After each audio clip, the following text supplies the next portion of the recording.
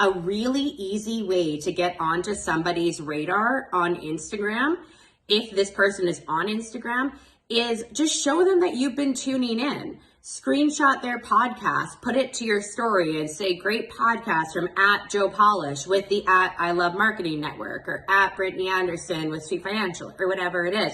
What happens when you do that is they're gonna get a DM. So for example, I just did a story talking about how Bond Halbert, he's like a copywriter guy, he's gonna be on my podcast later. I tagged him in this story, looking like live later today with @Bond Halbert. And when you tag someone in a story, it automatically goes to their DMs.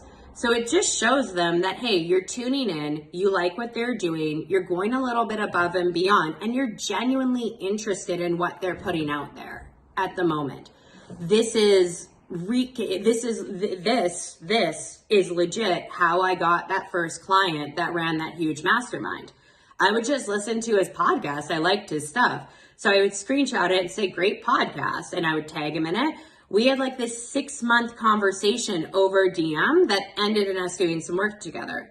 Really effective. Great use of social media, right? So this is a way to use it very deliberately. If they are on Instagram, I really recommend you tune in here, because Instagram DMs tend to be a little bit more intimate. How many of you avoid your LinkedIn DMs because you're like, oh my God, like anyone? Like it's all like, hi, we can grow your business 10x this year, and like, rah, and you're like, oh.